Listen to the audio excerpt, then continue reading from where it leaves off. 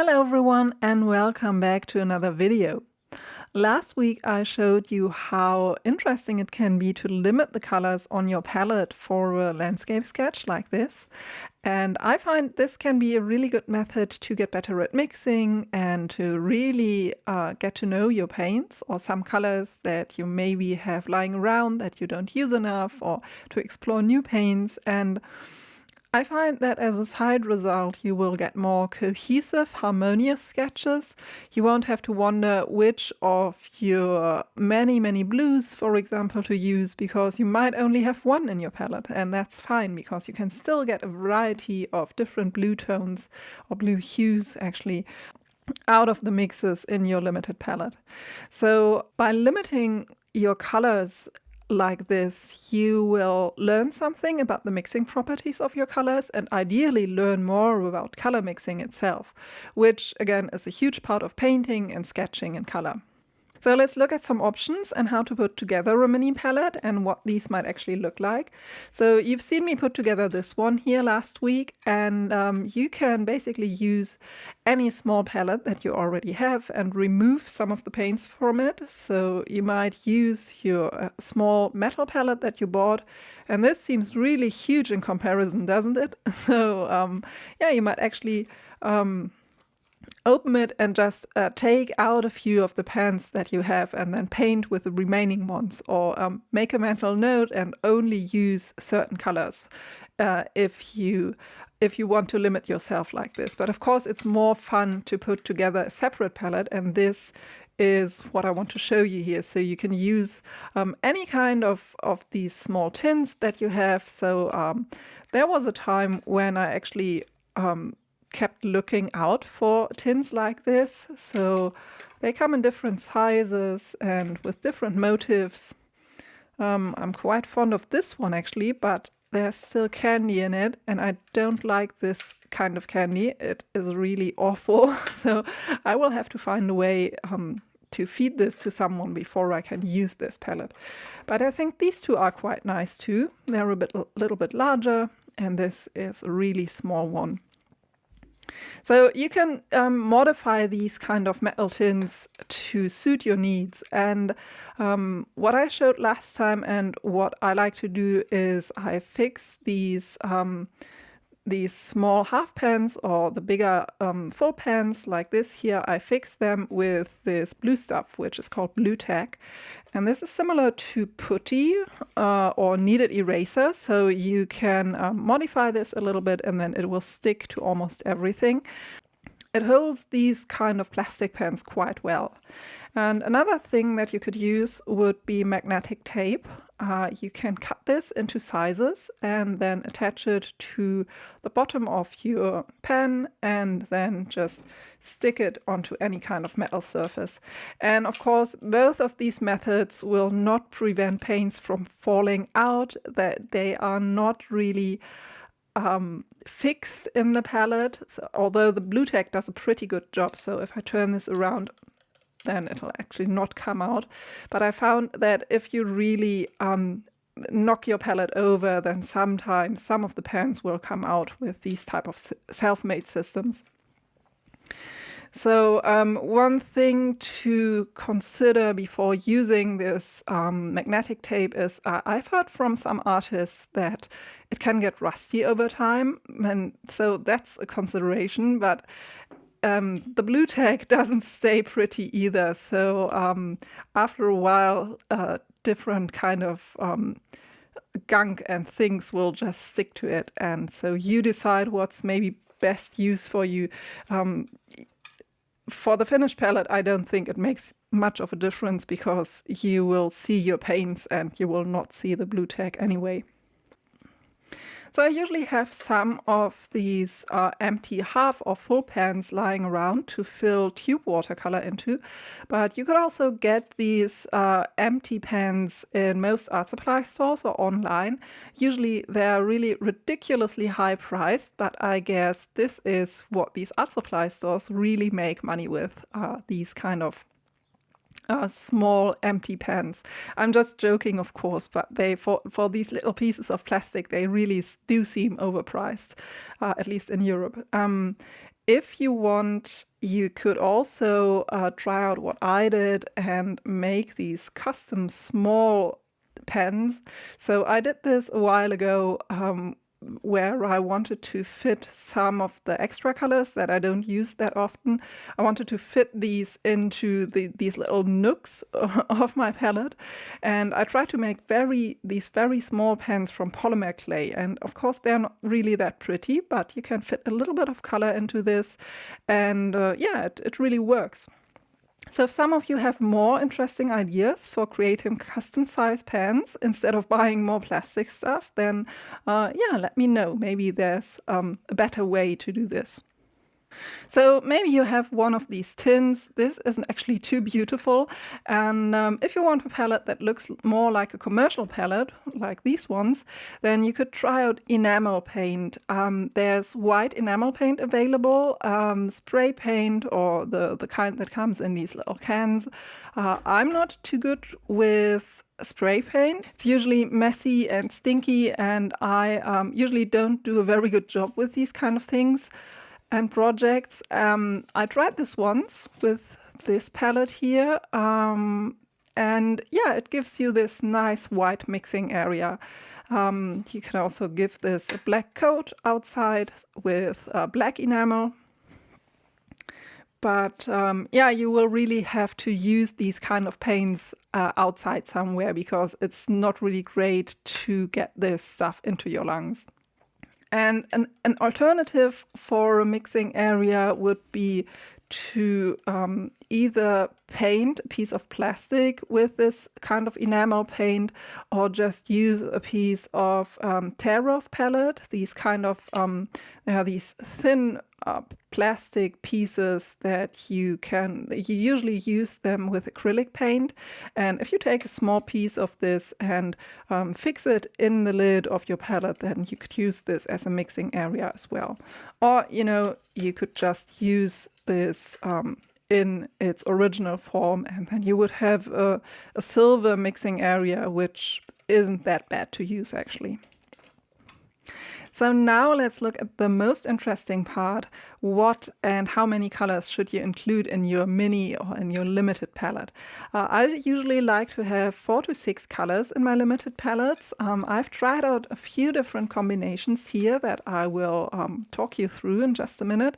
So if you have less colors, if you have just 3 or 4 colors, you will have to mix a lot.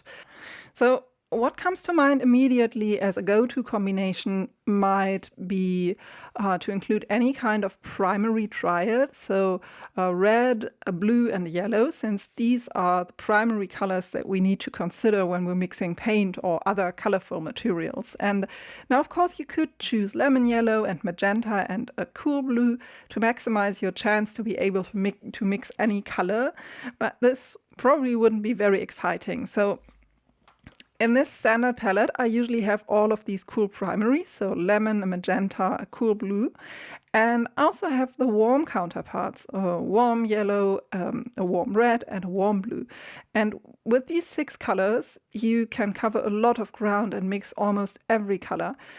So a warm and a cool version of each of these primaries will give you a pretty standardized color wheel like this. So you can get really nice and intense colors out of this. But this is probably not what you want from this kind of exercise. Apart from these standard choices, I always like to make sure I have something that sort of resembles primary colors, but not quite. I still usually have a yellow, a red, and a blue. You can see it here again, a yellow, a reddish color, and a blue. And again here, a yellow, sort of a violet, red, and blue. But I always like to make sure they're a little bit different. I like to try out if I can still get interesting neutrals from these base colors, like browns or grays or really dark colors. When I think of this, I tend to use these limited palettes mostly for landscapes, not for my nature sketching or journaling activities, because for these I want a closer approximation of the actually color that I see maybe in a flower or an animal. But for landscape sketching, it's more for me about the mood or an atmosphere in a picture. So if you look at this, maybe not all of the colors actually looked like this, but I found I wanted to render the colors in this way. And so the limited palette actually helped me to express this. And for any kind of nature sketching activity, I sometimes it's okay, but sometimes not. So it's something that you have to decide what you want to use this limited palette for. So usually I start with a bright color, like a yellow or a bright earth tone, and then I add in a red and a blue to see if I can get a variety of interesting lighter hues like this orange, and then I try out what kind of greens I can get out of the blue and the yellow tone. So in some cases like this, the green is not really intense, and I then add another color to get this kind of more vivid green. In this case, the range of greens was really great from the beginning, and I instead saw that I can't really get any nice reds. So what I did to balance this was introducing another earth red so that I have another choice for reds in my palette. And as it happened, by doing this, I suddenly had this interesting combination of this Indance Roan Blue and the Indian Red that makes a really, really great dark neutral and for really dramatic dark grays and browns. So this was a really fortunate combination that I found. And in other cases, so this here was a really limited palette. I don't really have a yellow in this, so I have two earth tones and a red and a blue, but not really anything that really resembles yellow. So the entire palette, the entire swatches that you can see here, all of the combinations are quite muted, and this might just be what you're going for. Anything in this palette just reminds me of autumn, of maybe a dark day, maybe a rainy day. And somehow these color choices remind me of Dutch landscape painting from the 19th century. I have no idea why, but I find these combinations to be quite beautiful. I like these muted colors a lot. And for this combination, you will notice this is another case where there's not a very intense red in the mix. So I do have the Perylene Violet that makes, together with this quinacridone gold, makes this very brownish red, which doesn't really pop out in any way. But I have a wider selection of greens because I have actually two different kinds of blues. The ultramarine blue, which is always a good mixer, and then this mountain blue. This is a schminke color, which it's similar to cerulean blue, I would say. And so you can get a big variety of different greens out of this basic palette. I also introduced this Green Earth Terre Verte, which gives you another modulation of this greenish hue. So this would be, I think, great for a scene with a lot of green and just a little bit of these warm accents in it. Let's see, so in this small palette here with chrome yellow, the quinacridone red, the cobalt blue, then I had cobalt green and mahogany brown. What I actually really liked was this combination of quinacridone red and cobalt green. So the quinacridone red is a really transparent, clear kind of pigment, and if you mix it with a granulating pigment like the cobalt green, then it will separate really dramatically, at least on a right paper. And I found this is a really interesting neutral color. The same happened with the mahogany brown, which is also granulating. And I added the cobalt green to it, and I got this really interesting kind of gray. And the same thing happened with the mahogany brown and cobalt blue. So I got this really interesting gradient of a dark blue and a dark brownish tone. So I find this is a really good neutral on this palette. So I have a lighter and a darker neutral, which is really quite versatile. I also have, thanks to the cobalt green, I have a selection of greens available. So this is really a well-rounded palette, I would say, that you can get a lot of colors, a lot of mixes with. So this small palette here, on the other hand, is not as balanced. So the most intense red that you will get from this is the Indian red, maybe combined with a little bit of this green gold here, which I used as the base yellow for this. But you won't really be able to have any intense red like in this one or in this one here. But I think it's really the great combinations that stand out to me here are, as I said, this dark mix of Indian red and Indian throne blue, and also the interesting greens that I can get out of this palette. And what I also did here was to introduce this green umber to get these more muted colors, which I also find really interesting with all of the basic colors that I had here. So one factor I always try to think about when putting together these colors and these combinations is their properties. Are they more transparent? Are they opaque? Do they granulate? I wouldn't want a limited palette with only opaque pigments, because that might give me a more chalky and muddy mixes. So I noticed that most pigments that muddy the rest of the colors are usually blues. So any blue that has a cobalt component in it, cerulean blue, cobalt blue, these will sort of make the mix a bit chalkier.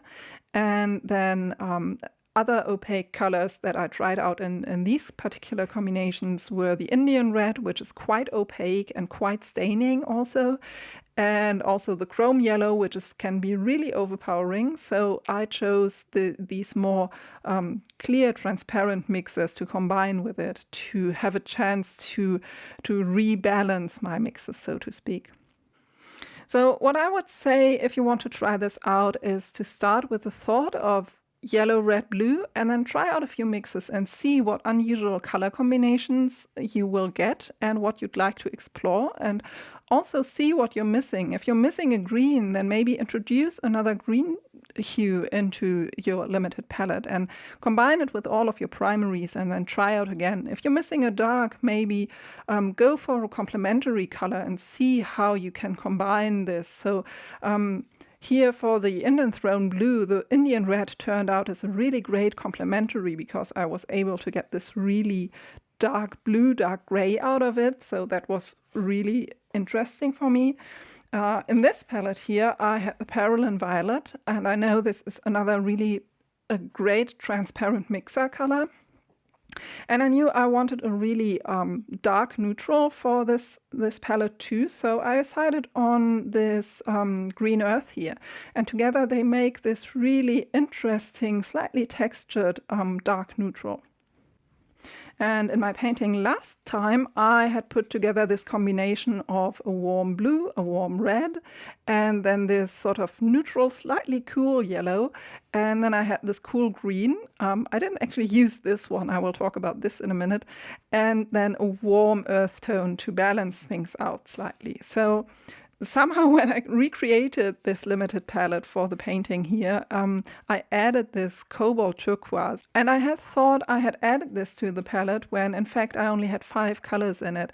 And I think what made me reach out for this cobalt turquoise were these slight streaks of this turquoise here in the back in these trees. And I think what I did in the painting, in this sketch here actually, was go over the background with colored pencils. So I think I included this because I remembered that I had added some areas, some details with colored pencil. So I think the cobalt green might be a nice addition, but probably not really needed for this palette here. So another idea for setting up these limited palettes is to leave out one of your primaries to see what color spectrum and mood you can get with the remaining colors. I would consider this for very specific cases where you want to have this limited gamut, this limited spectrum of colors, not really for a permanent palette, but maybe for a very specific usage case. And another idea would be to include colors into your limited palette that you haven't used much, or for whatever reason don't like. So in my case, this would be a pigment like quinacridone gold, which I find really beautiful, but I don't know why I haven't used it. It's really hyped by a lot of sketchers and painters, but I haven't gotten around to using it. Another one of these not much used pigments for me is Indent Throne Blue. I really find it's a beautiful blue. It's quite the beautiful color, but it's a little bit too dark for me for my everyday sketching, so I tend to not use it. Again, the Indian red is another color that I find really beautiful, but I don't reach for it because I find it so intense. It's so overpowering, so opaque, so I don't paint with it every day. And there's usually a reason why we avoid certain pigments, and getting to know them better in a limited palette might change your view of them. So I don't use my Indian red a lot still, but I appreciate the stark gray that I can get out of it together with another blue. So I actually think this might be a really cool combination for these thunderous clouds or thunderous skies. So I hope this gave you a few ideas on how to put together a limited palette. And yeah, if this was useful for you, then feel free to comment, give me a like, feel free to subscribe to my channel if you want to see more videos like this. And yeah, thanks for watching this, and I'll see you very soon. Bye!